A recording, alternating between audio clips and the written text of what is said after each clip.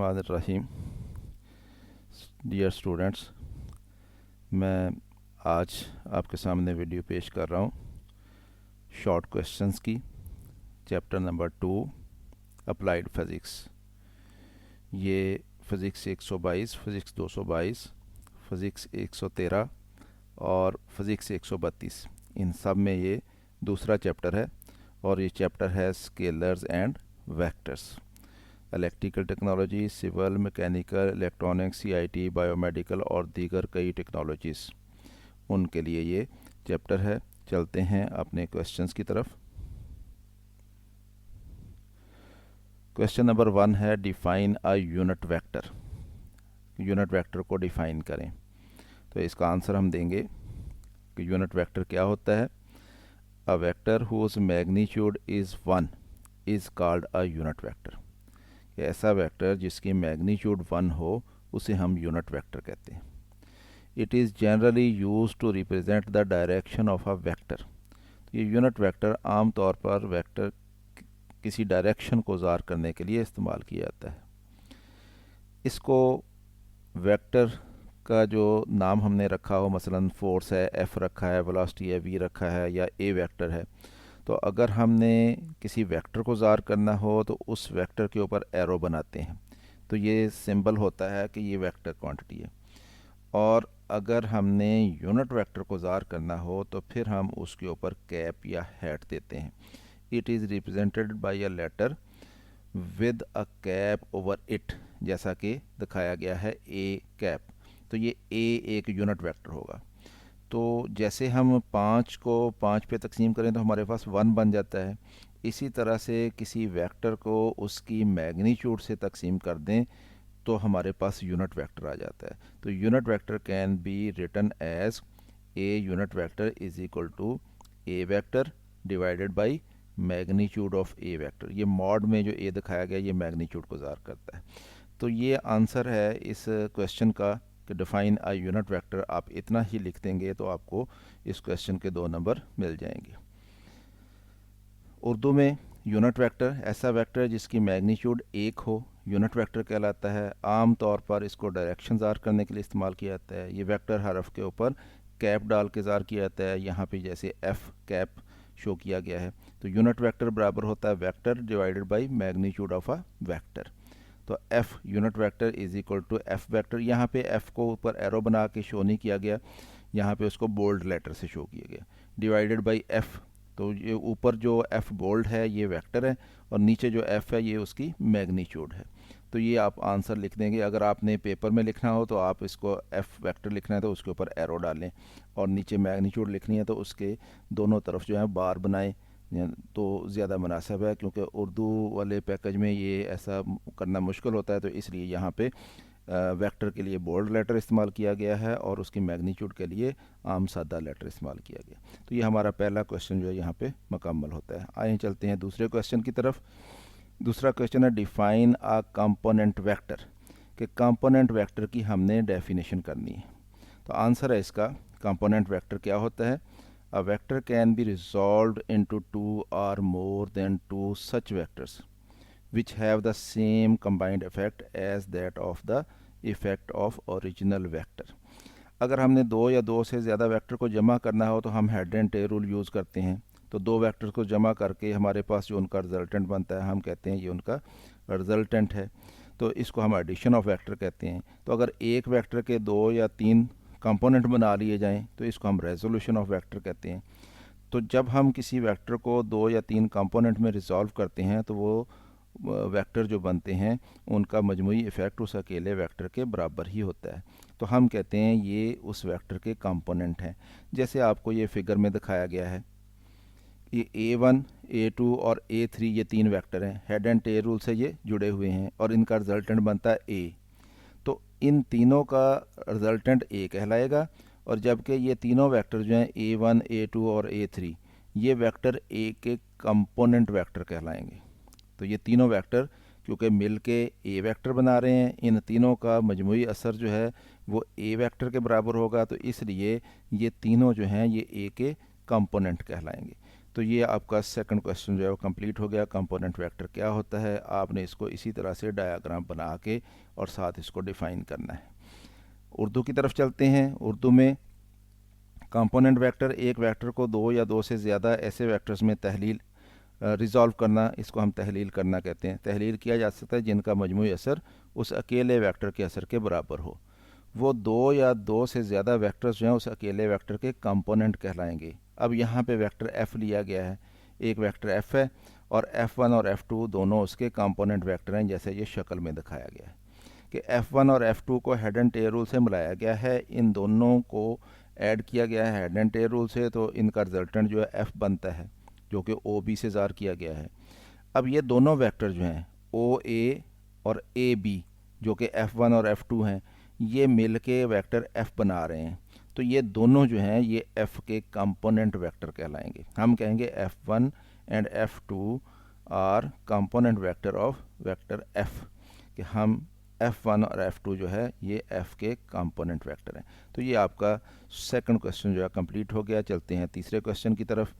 तीसरा क्वेश्चन है state law of parallelogram of forces. Forces का लॉ ऑफ पैरेललोग्राम बयान करना है हमने, क्या होता है।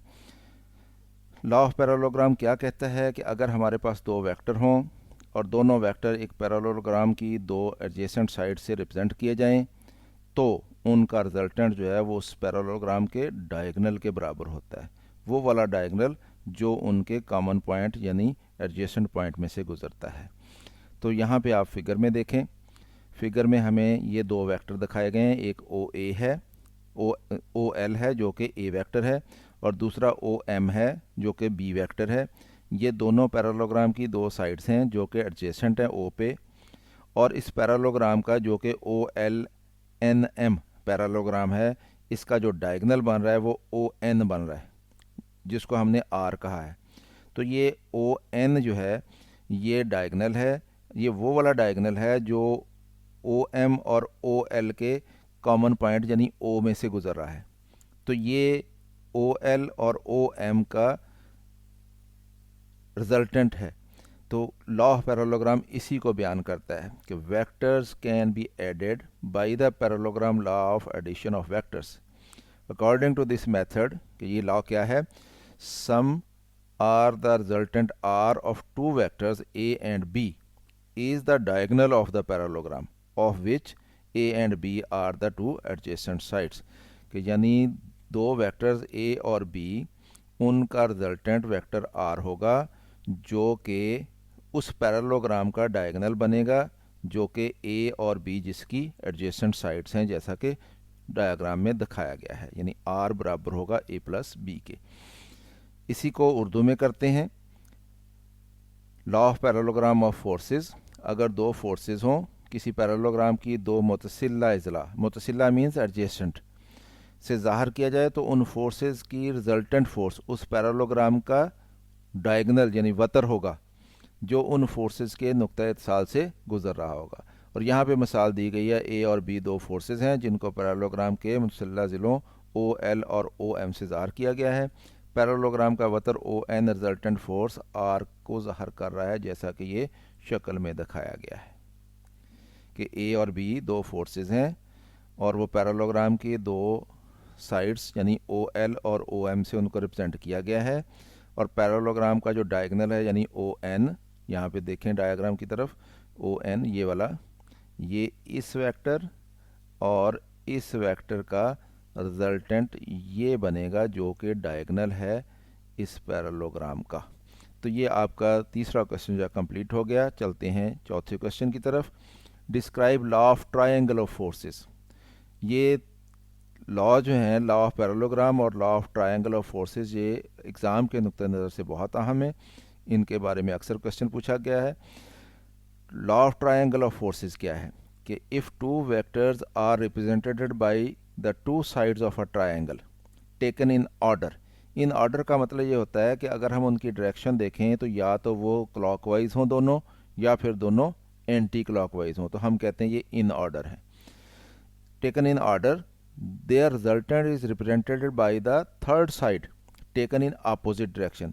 तो ट्रायंगल की तीन साइड्स होती हैं, दो साइड से दो वेक्टर्स आर हो गए, जो कि इन ऑर्डर हैं।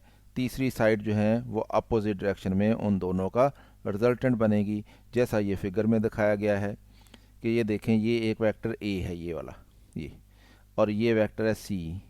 ये इन ऑर्डर हैं, यानी इस तरह से हैं दोनों, ये ऐसे एंटी क्लॉकवाइज, और ये अपोजिट डायरेक्शन में है। ये इस तरह से नहीं है, यूं नहीं है, ये इसकी डायरेक्शन ये नहीं है, तो इसकी डायरेक्शन इस तरह से है।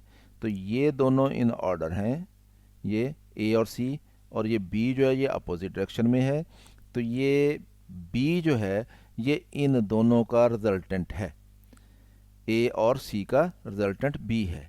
तो हम इसको कहते हैं कि ये law of triangle of forces है। इसके मुताबिक जब दो वेक्टर किसी ट्रायंगल की दो साइड से इन ऑर्डर रिप्रेजेंट हों तो तीसरी साइड अपोजिट डायरेक्शन में उनका रिजल्टेंट होती है। तो ये लॉ ऑफ ट्रायंगल कहलाता है। आए चलते हैं उर्दू की तरफ। Law of triangle of forces, कि अगर किसी पॉइंट पर अमल करने वाली दो फोर्सेस को एक ट्रायंगल के दो अजला से एक ही समत में, अब देखें इन ऑर्डर इंग्लिश का वर्ड है, उसको जब हम उर्दू में करते हैं तो हम या तो कहते हैं तरतीब से या हम कहते हैं एक ही सिमत। हालांकि उनकी सिमत, अब ये यहाँ पे एक ही तरतीब, ये ज़्यादा लफ्ज़ मुनासिब है ज़ाहिर किया जाए, तो इस ट्रायंगल का तीसरा ज़िला उन दोनों फोर्सेस की समत के उलट समत में, यानी जिस दर को वो दोनों हों, अगर वो एंटी क्लॉकवाइज हैं या क्लॉकवाइज हैं तो तीसरी साइड जो है वो उसके अपोजिट डायरेक्शन में होगी। यानी वो दोनों अगर क्लॉकवाइज हैं तो वो क्लॉकवाइज उनके साथ शामिल नहीं होगी, अगर वो एंटी क्लॉकवाइज हैं तो वो एंटी क्लॉकवाइज उनके साथ शामिल नहीं होगी, उसकी डायरेक्शन उलट होगी। तो वो उन दोनों का रिजल्टेंट होती है। कि जैसे हमें मिसाल दी गई है कि ए और सी दो फोर्सेस हैं जिनकी समत एक ही तरतीब में है और ये एक ट्रायंगल के दो ज़िला बना रही हैं, जबकि तीसरा ज़िला फोर्स बी को ज़ाहिर कर रहा है जिसकी समत उलट है और वो ए और सी का रिजल्टेंट है, जैसा कि ये शक्ल में दिखाया गया है। चलते हैं आगे पाँचवें क्वेश्चन की तरफ। पाँचवा क्वेश्चन है state law of polygon of forces. अब हमने लॉ ऑफ ट्रायंगल में कहा था कि दो फोर्सेस हों, अगर दो से ज़्यादा हों तो फिर हमारे पास जो फिगर बनेगी उनसे क्लोज्ड रिजल्टेंट्स में तो वो उसकी साइड्स तीन से ज़्यादा हो जाएंगी, और तीन से ज़्यादा साइड्स हो जाएं तो फिर वो पॉलीगॉन कहलाती है। तो law of polygon of forces क्या कहता है, इसको हम देखते हैं कि इफ़ सेवरल फोर्सेस, सेवरल का मतलब ये कि कई हों, दो से ज़्यादा हों, acting on a body are such that they can be represented by the sides of a polygon, और उनसे एक पॉलीगॉन बना सकें हम, टेकन इन ऑर्डर, यानी वो सारी इन ऑर्डर हों, यानी या तो क्लॉकवाइज हों या फिर एंटी क्लॉकवाइज हों, then the resultant of all these forces will be given by the closing side of the polygon in opposite direction। तो जो साइड उनको कंप्लीट करेगी, क्लोज करेगी, उसको अपोजिट साइड में लेना है, अपोजिट डायरेक्शन में लेना है। अगर वो सारी एंटी क्लॉकवाइज हैं तो उसको साथ एंटी क्लॉकवाइज नहीं होना चाहिए, अगर वो सारी क्लॉकवाइज हैं तो उसको क्लॉकवाइज नहीं होना चाहिए, तो वो अपोजिट डायरेक्शन में होनी चाहिए, तो फिर वो उन सब का रिजल्टेंट बनेगी। तो देखें फिगर में ये फोर्सेज है, हमारे पास F1 है, फिर F2 है, फिर F3 है, फिर F4 है, फिर F5 है। ये पांच फोर्सेज हैं, ये सारी की सारी इस तरह से हैं, यूँ यूँ इनकी डायरेक्शन बनती है, इसको हम कहेंगे ये एंटी क्लॉकवाइज हैं। जबकि ये साइड इसको कंप्लीट कर रही है पॉलीगॉन को, ये अपोजिट डायरेक्शन में हमने ली है, इसकी डायरेक्शन इस तरह से नहीं है जैसे ये है, इसकी डायरेक्शन इधर को है, बाकियों की डायरेक्शन इस तरह से है और इसकी डायरेक्शन इधर है यूँ। तो ये अपोजिट डायरेक्शन में है और ये इस पॉलीगॉन को कंप्लीट भी कर रही है, इसको क्लोज भी कर रही है।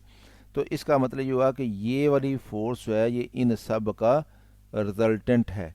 और हेड एंड टेल रूल से भी यही पता चलता है कि ये सारी हेड एंड टेल रूल से मिली हुई हैं, और ये फर्स्ट वेक्टर की टेल से लास्ट वेक्टर के हेड तक ये वेक्टर है, तो ये उनका रिजल्टेंट होगा। तो इसको हम law of polygon of forces कहते हैं।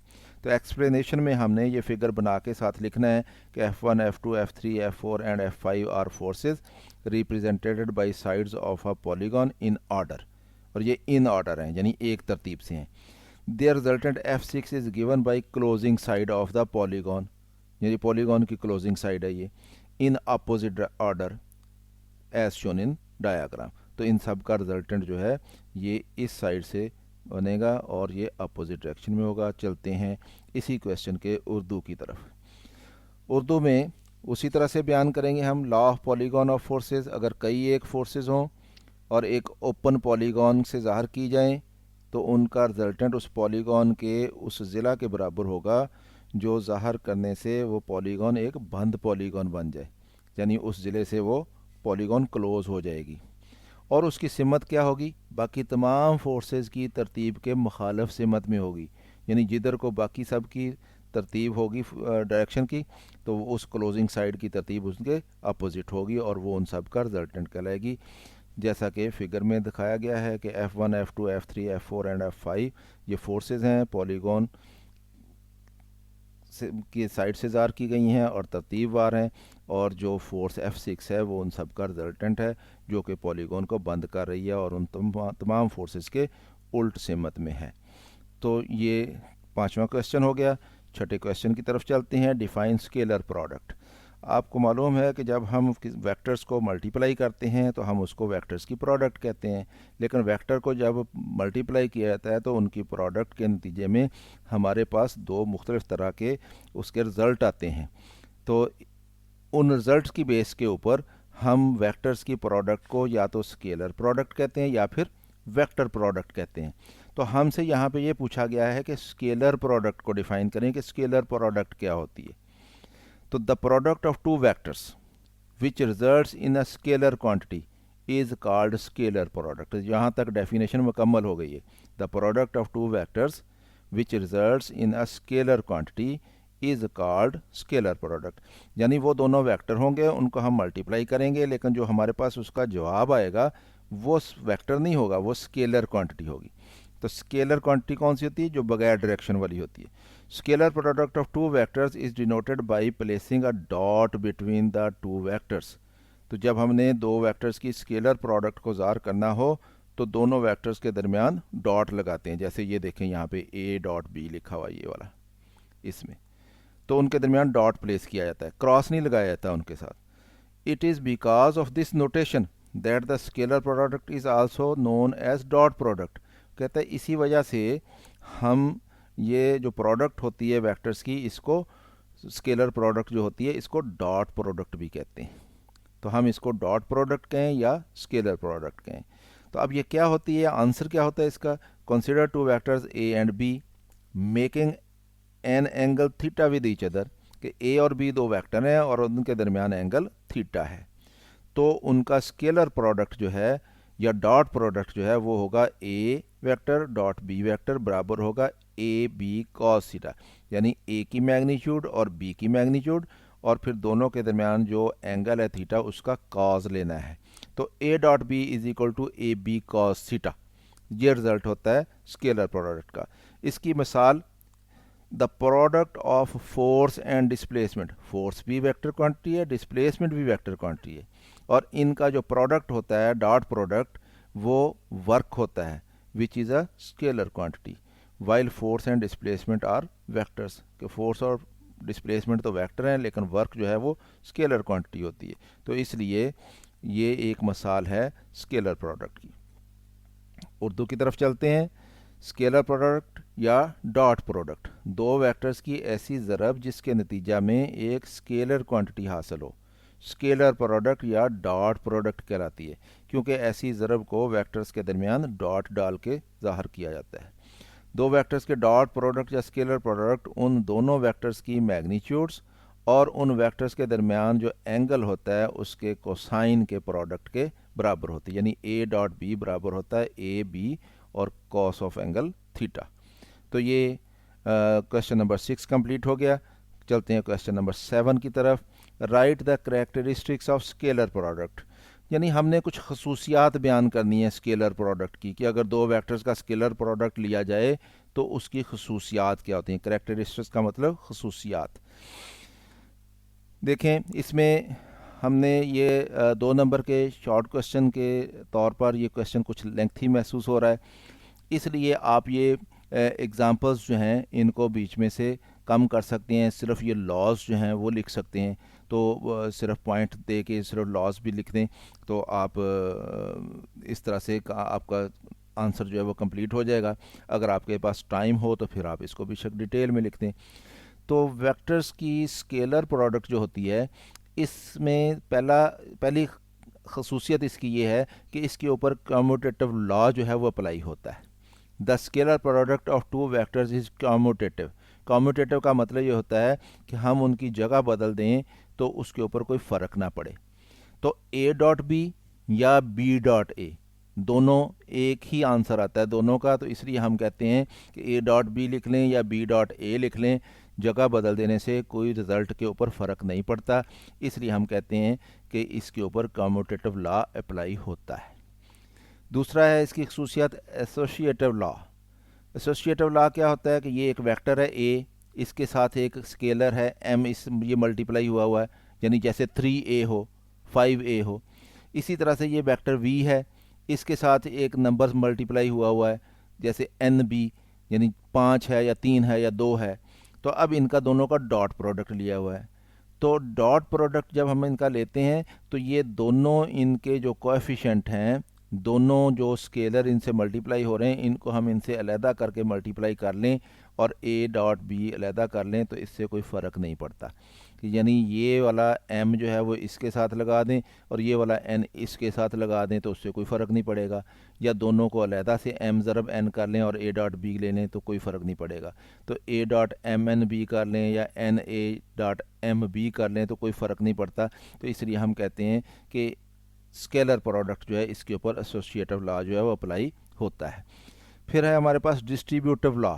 अब ये देखें, ये b plus C plus D, ये तीन वेक्टर जमा हो रहे हैं और a का इनके साथ डॉट प्रोडक्ट लिया गया है।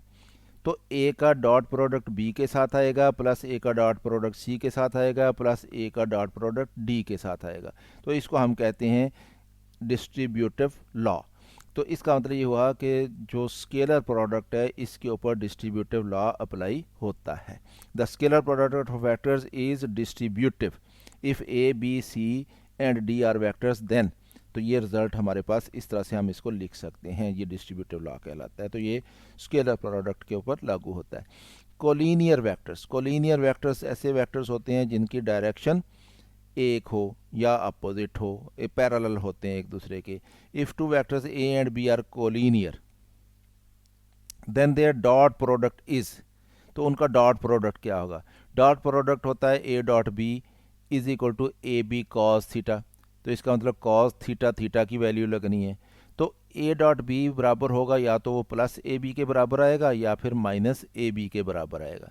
प्लस ए बी कब होना और माइनस ए बी कब होना ये हम नीचे देख लेते हैं कि if A and B are in the same direction, अगर वो कोलिनियर हैं और उनकी डायरेक्शन भी एक ही है तो फिर angle theta is equal to 0 हो जाएगा। तो यहाँ पे A dot B is equal to A B cos theta, theta की वैल्यू 0 लगाएं तो कॉस 0 1 होता है, तो आंसर हमारे पास ए बी आ जाएगा। और अगर ए और बी दोनों एंटी पैरेलल हों तो फिर उनके दरमियान एंगल थीटा 180 डिग्री होगा। तो ए डॉट बी आ जाएगा ए बी कॉस थीटा और थीटा की जगह पे 180 डिग्री आ जाएगा। तो कॉस 180 डिग्री -1 होता है तो इसलिए माइनस ए बी आ जाएगा। तो इसका मतलब दो वेक्टर्स अगर कोलिनियर हों तो ए डॉट बी या तो ए बी के बराबर आएगा, कब आएगा? जब दोनों एक ही डायरेक्शन में होंगे। और ए डॉट बी बराबर आएगा माइनस ए बी के, कब आएगा? जब दोनों के दरमियान 180 का एंगल होगा, यानी अपोजिट डायरेक्शन में होंगे। परपेंडिकुलर और ऑर्थोगोनल वेक्टर्स। परपेंडिकुलर वेक्टर्स क्या होते हैं? जिनके दरमियान 90 का एंगल हो। तो अगर दो वेक्टर्स के दरमियान 90 का एंगल हो और दोनों वेक्टर में से कोई भी 0 ना हो तो फिर A dot B is equal to A B cos theta होता है, कॉस 90 डिग्री लगेगा। तो कॉस 90 की वैल्यू 0 होती है तो ये तो 0 हो जाएगा। तो इसका मतलब ये कि अगर दो वेक्टर परपेंडिकुलर हों तो उनका डॉट प्रोडक्ट 0 होता है। तो ये खसूसियात हैं जो कि हमने स्केलर प्रोडक्ट की पढ़ ली। तो ये 2 नंबर के शॉर्ट क्वेश्चन के तौर पर अगर आपको लेंथी लगें तो आप इसको सिंपल करके लिख सकते हैं। थोड़ा सा उर्दू की तरफ चलते हैं। सेम वही कम्यूटेटिव लॉ अप्लाई होता है दोनों वेक्टर्स के ऊपर। ए डॉट बी बराबर बी डॉट ए होता है। एसोसिएटिव लॉ अप्लाई होता है। डिस्ट्रीब्यूटिव लॉ अप्लाई होता है। कोलिनियर वेक्टर्स हों तो हमारे पास रिजल्ट ए डॉट बी जो है वो A B cos theta, A B cos 0 तो ए बी आ जाएगा अगर डायरेक्शन एक ही हो। तो A dot B is equal to A B cos theta, A B cos 180 degree अगर अपोजिट डायरेक्शन में हो तो आंसर माइनस ए बी आ जाएगा। और अगर वो ऑर्थोगोनल हो यानी 90 का एंगल बना रहे हो तो फिर ए डॉट बी 0 होता है। तो ये करैक्टरिस्टिक्स हैं स्केलर प्रोडक्ट के, हमने इनको देख लिया। चलते हैं अगले क्वेश्चन की तरफ। अगला क्वेश्चन है हमारा डिस्क्राइब वेक्टर प्रोडक्ट, कि वेक्टर प्रोडक्ट को बयान करें आप। तो vector product of two vector quantities which results in a vector quantity is called vector product। कि the product of two vectors which results in a vector quantity is called vector product। अगर दो vector को ज़रब दें और result हमारे पास, जवाब हमारे पास एक वेक्टर क्वांटिटी हो, तो फिर हम कहते हैं ये वेक्टर प्रोडक्ट है। तो vector product is denoted by placing cross between the two vectors. तो हम वेक्टर प्रोडक्ट को जब लिखते हैं तो दोनों वेक्टर्स के दरमियान फिर डॉट नहीं लगाते, फिर क्रॉस लगाते हैं। जैसे ये यहाँ पे आप देखें, ये ए क्रॉस बी लिखा हुआ है, इसको पढ़ते भी ऐसे ही है, ए क्रॉस बी। तो जो वेक्टर प्रोडक्ट होती है उसको क्रॉस प्रोडक्ट दरमियान में क्रॉस डाला जाता है, इसलिए इसको क्रॉस प्रोडक्ट भी कहते हैं। It is because of this notation, कि ये नोटेशन इसके लिए इस्तेमाल की जाती है, इसलिए vector product is also known as cross product. तो ए और बी दो वेक्टर हों, उनके दरमियान एंगल थीटा हो, तो और वो दोनों जो हैं वो एक्स वाई प्लेन में हो, ठीक है, यानी एक ही प्लेन में है। देयर वेक्टर प्रोडक्ट इज़, तो वेक्टर प्रोडक्ट उनकी कैसे निकलेगी, ए क्रॉस बी ये बराबर होगा एक वेक्टर के, फ़र्ज़ कर लें वो सी है, यानी ए क्रॉस बी जो है ये दोनों ए और बी वेक्टर हैं, इनका क्रॉस प्रोडक्ट जो है उसका रिजल्ट भी हमारे पास एक वेक्टर बनता है। तो फ़र्ज़ कर लें वो सी वेक्टर बना, तो सी वेक्टर की डिटेल क्या होगी, तफसील क्या होगी कि ये सी वेक्टर क्या होगा। तो where C is a vector having magnitude, इसकी मैग्नीट्यूड कितनी होगी, ए बी साइन थीटा के बराबर, यानी इस पहले वेक्टर की मैग्नीट्यूड, फिर दूसरे वेक्टर की मैग्नीट्यूड, और दोनों के दरमियान जो साइन है उसका एंगल आएगा। तो ए बी साइन थीटा, दोनों के दरमियान जो एंगल है उसका साइन आएगा। तो सी बराबर होगा ए बी साइन थीटा के। और इसकी डायरेक्शन क्या होगी, इसकी डायरेक्शन जो एक्स वाई प्लेन है उसके परपेंडिकुलर होगी, और डायरेक्शन मालूम करने के लिए हम राइट हैंड रूल यूज़ करते हैं। फर्स्ट वेक्टर के साथ राइट हैंड प्लेस करते हैं और सेकंड वेक्टर की तरफ हम फिंगर्स को कर्ल करते हैं, और थंब जो है हमारा वो बताता है हमें कि रिजल्टेंट की डायरेक्शन क्या बनेगी। तो सी एक वेक्टर होगा, ये इक्वल टू होगा ए बी साइन थीटा, इसकी मैग्नीट्यूड होगी, और एन यूनिट वेक्टर होगा। एन यूनिट वेक्टर किधर को होगा, जिस प्लेन में ए और बी होगा उसके perpendicular. Where N is a unit vector having direction perpendicular to the plane containing A and B vectors. तो ये आपका आंसर मुकम्मल हो गया। आए चलते हैं उर्दू की तरफ।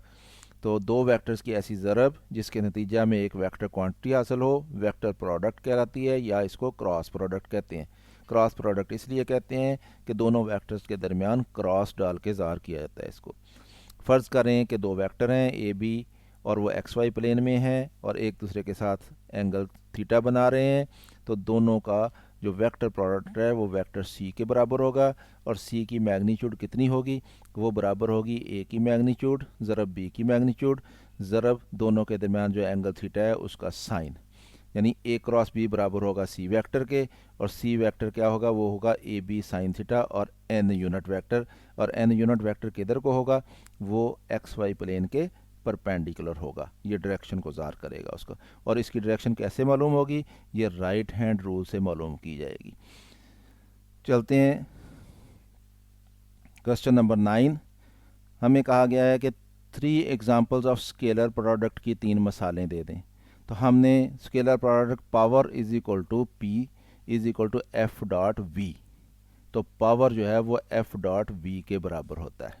तो ये एक मिसाल है। ये एफ फोर्स और वेलोसिटी वी ये दोनों वेक्टर हैं, इन दोनों का डॉट प्रोडक्ट है, और ये बनता है पावर, और पावर एक स्केलर क्वांटिटी है। इसी तरह से काइनेटिक एनर्जी की मिसाल है। Kinetic energy is equal to 1/2 M V dot V होती है।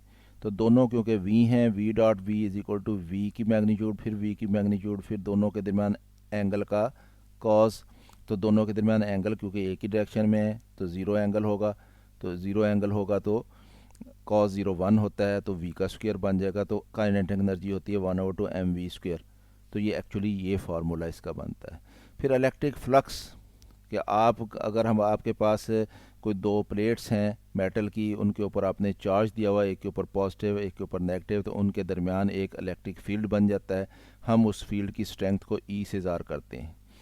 और अगर उस फील्ड में कोई एरिया रखा जाए तो उसमें से वो लाइंस ऑफ फोर्स जो हैं वो पास करती हैं, तो हम उन लाइंस ऑफ फोर्स को कहते हैं ये इलेक्ट्रिक फ्लक्स है। तो इलेक्ट्रिक फ्लक्स फाई ई से मुराद इलेक्ट्रिक, फाई फ्लक्स के लिए यूज़ किया गया है, तो फ्लक्स को ज़ाहिर करने के लिए फाई यूज़ किया गया।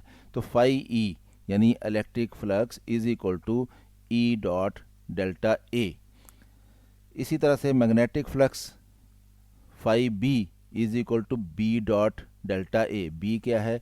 मैग्नेटिक फील्ड स्ट्रेंथ होती है ये।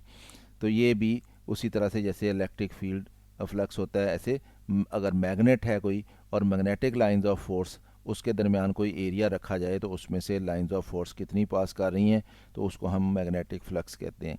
तो phi B is equal to B dot delta A. तो इसको हम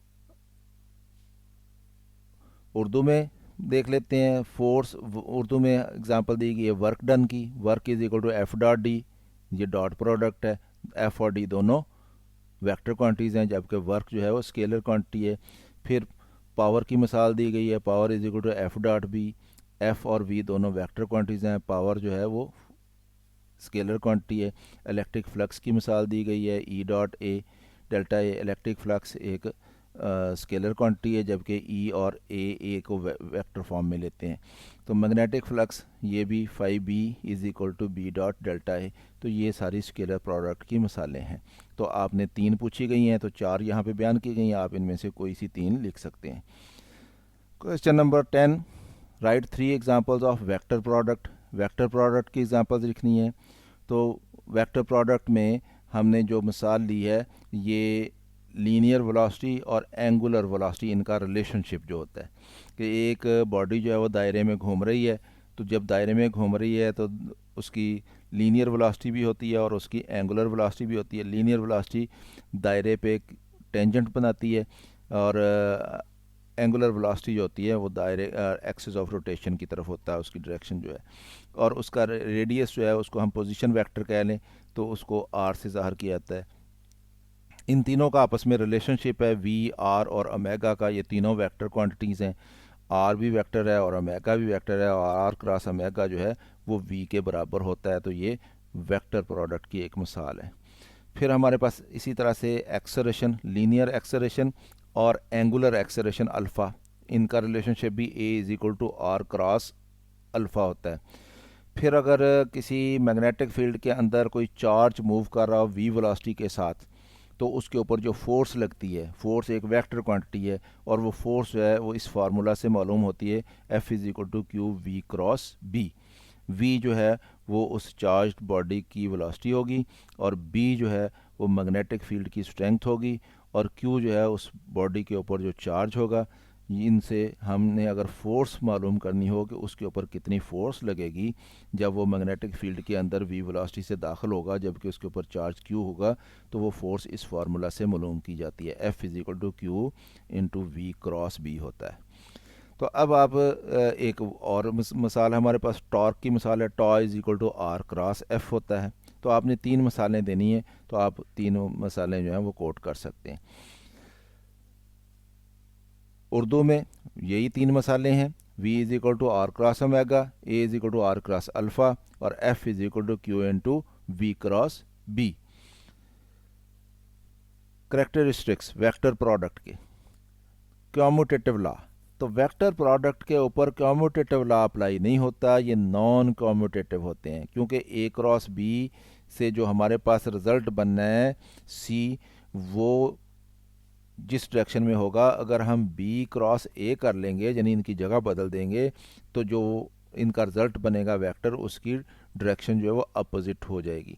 इसलिए ए क्रॉस बी और बी क्रॉस ए बराबर नहीं होते, बल्कि ए क्रॉस बी जो है वो माइनस बी क्रॉस ए के बराबर होता है। इसलिए हम कहेंगे कि A cross B is not equal to B cross A. तो हम कहेंगे ये कम्यूटेटिव नहीं है, यानी हम इनकी जगह नहीं बदल सकते। इनकी जगह बदलने से इनका रिज़ल्ट जो है वो मुख्तलिफ हो जाता है। एसोसिएटिव लॉ इसके ऊपर अप्लाई होता है, डिस्ट्रीब्यूटिव लॉ भी इसके ऊपर अप्लाई होता है। कोलिनियर वेक्टर हों, अगर दोनों की डायरेक्शन एक हो जाए, तो ए क्रॉस बी जो है वो ज़ीरो हो जाता है, क्योंकि साइन थीटा बनना है इसके साथ, ए बी साइन थीटा। तो साइन ज़ीरो ज़ीरो होता है और साइन 180 भी ज़ीरो होता है। तो इसलिए दो वेक्टर अगर कोलिनियर हों, यानी वो एक ही डायरेक्शन में हो या अपोजिट डायरेक्शन में हो, तो हम कहते हैं ये कोलिनियर है। तो उनका रिजल्ट जो होता है वो ए क्रॉस बी वो इक्वल टू ज़ीरो होता है। तो theta is equal to zero हो दोनों के दरमियान तब भी रिजल्ट ज़ीरो, और अगर वो दोनों एंटी पैरेलल हों तो तब भी रिजल्ट जो है वो इक्वल टू ज़ीरो होता है। तो ये करेक्टरिस्टिक्स हैं वेक्टर प्रोडक्ट के।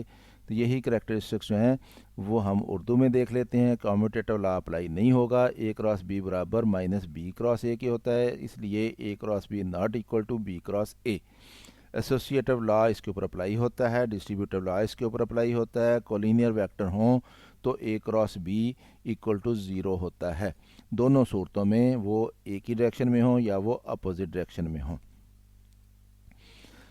तो स्टूडेंट्स यहाँ पे हमारा ये दूसरे चैप्टर के शॉर्ट क्वेश्चन जो हैं वो कंप्लीट हो गए हैं।